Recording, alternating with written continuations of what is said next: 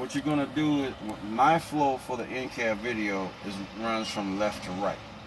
This is how we read in the Northern Hemisphere. We read from the left side of the page to the right side of the page. See where I'm going with this? All right. So when you get into the vehicle, what I'm gonna do is tell the examiner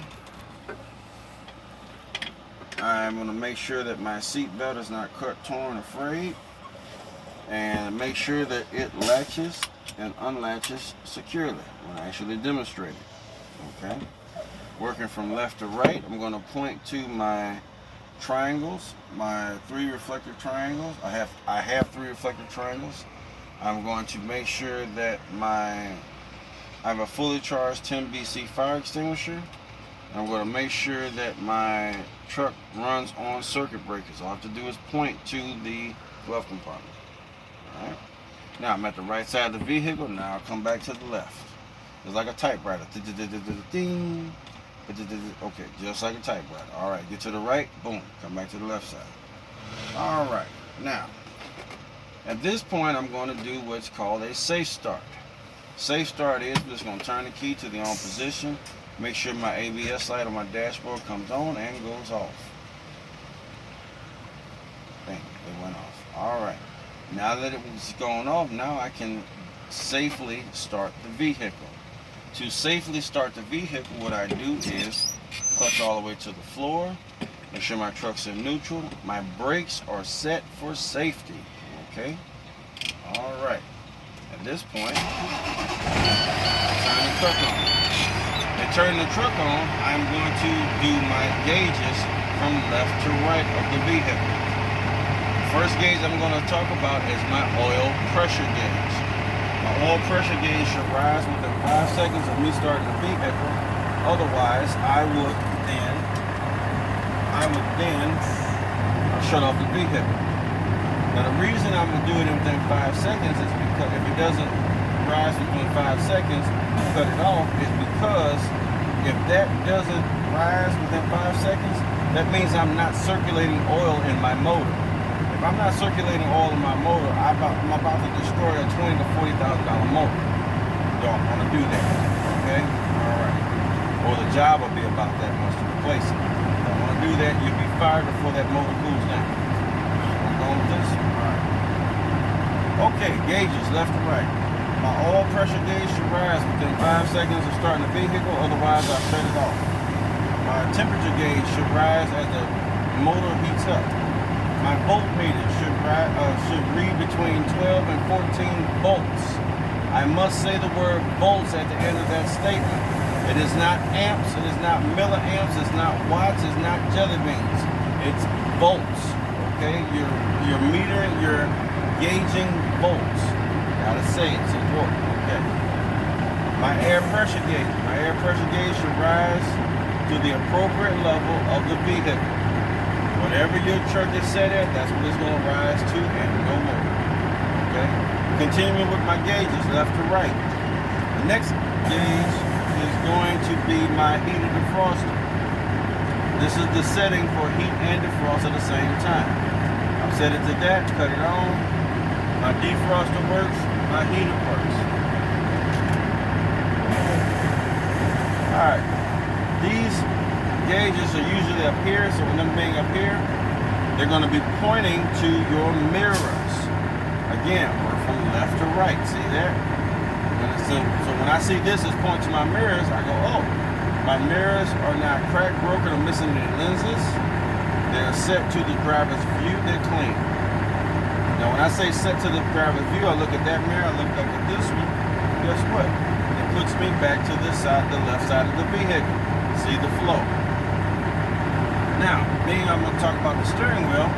The steering wheel is in 3 parts. Part number 1, about the steering wheel. Part 2, what's on the steering wheel. And part 3, what's behind the steering wheel. Okay? Part 1, I have no more than 2 inches of play on a 20-inch wheel. Okay? Part 2, what's on the steering wheel? Oh, my horns. Look, my air horn works. Mom. City horn works. Mom. Okay. Now, for purposes of being out here in the yard, you don't have to blow the horn, because blowing the horn means something different out here. But on a test, you will blow the horn for the examiner, okay? Now at this point, I'm going to go to what's behind my steering wheel. What's behind my steering wheel are my 5 light indicators. Right turn signal light indicator works.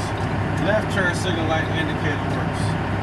Full wave flasher light indicator works. Full wave flasher indicator works, yeah. My headlight indicator works, as well as my high beam indicator works. Now at this point, I'm going to talk about what? My windshield wipers on the same lawn.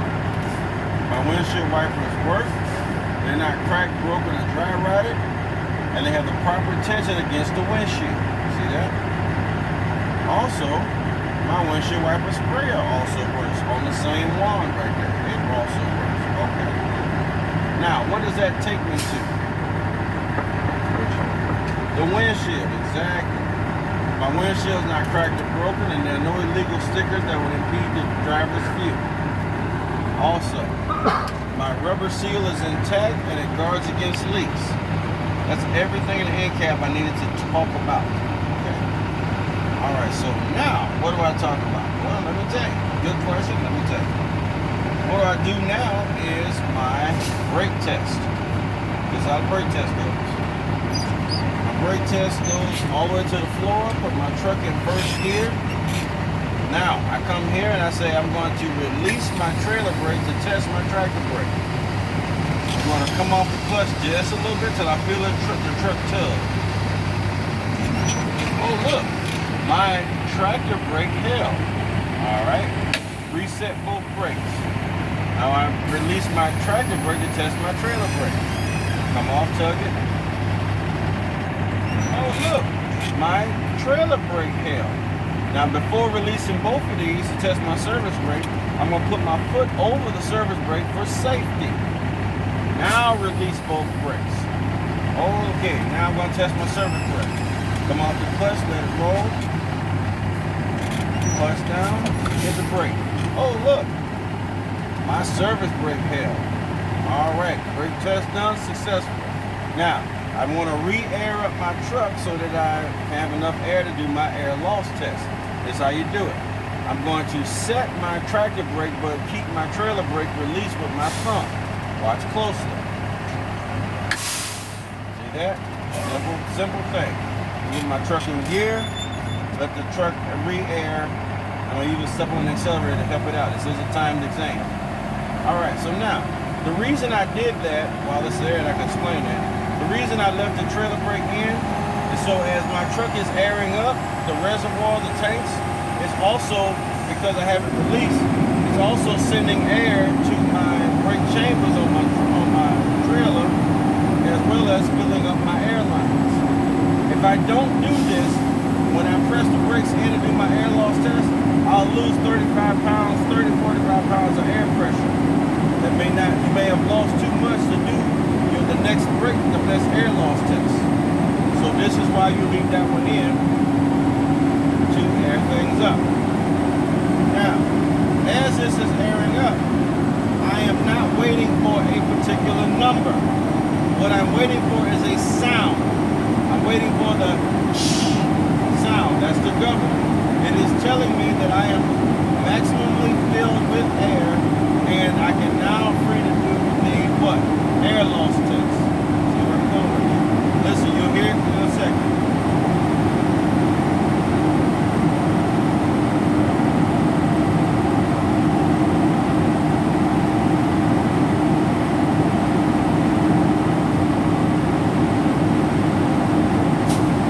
Alright. You heard that sound, right? That was the governor. So now, reason being, not every truck gets to 120. It's all about what the truck is set for. See where I'm going with this? So, you wait, you hear that governor, the governor tells you, beyond a shadow of a doubt, that you have enough air, you are maximally filled with air. Got enough. Alright. So now, this is what you do.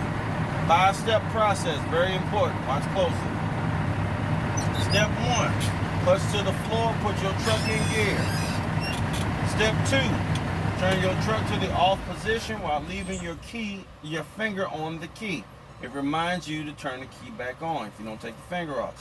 Step 3, take your foot off the clutch Your truck is now in gear, so you're using your transmission as a brake because you will have to release both brakes, thereby not committing an unsafe act. See how this works? Fairly simple. Step 4, fingers on the key. It reminds you, turn the key back to the on position, so your gauges will then register. Okay, very important. Step 5, release your tractor valve. That 5-step process is very, very important. You know why? If you forget to do one of those 5 steps, let's say you forgot to push in that air valve just cost you $175. Damn your ability to drive a truck, damn your ability to actually do the maneuvers. That air valve just cost you $175. You see? That's why I'm giving you the video so that you know what to do, why to do, and how to do it. Get what I'm saying? You'll have the video on your phone. It will not, if you don't have internet connection, you'll still be able to watch that video. See where I'm going with this? All right. Now that your truck is set for the air loss test, this is what you do. You tell the examiner, by stepping on my service brake, I want to make sure I don't lose more than 4 psi in 1 minute. Will you time me? He's going to say yes. Step on your brake. Now, he may make you step on it for the whole minute. He may not. But you step on the brake until he says that's good. When he says that's good, take your foot off. He's waiting to hear that sound that you knew to step on the brake. Then you tell him, my truck did not lose more than 4 psi in 1 minute. Then you let him know, now I'm going to fan my service brake until my low air pressure light and buzzer comes on. This should come on at or about 60 psi, exactly. Start fanning those brakes.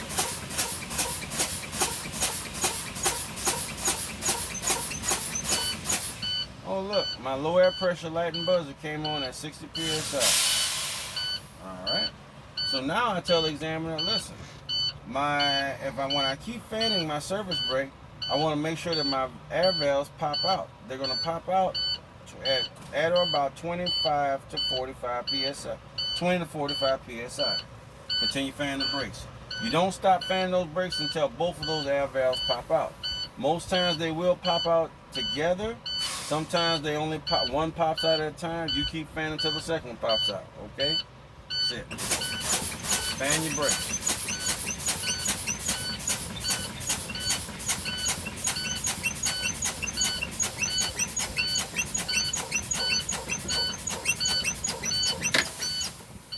Oh look, my valves popped out at 25 psi.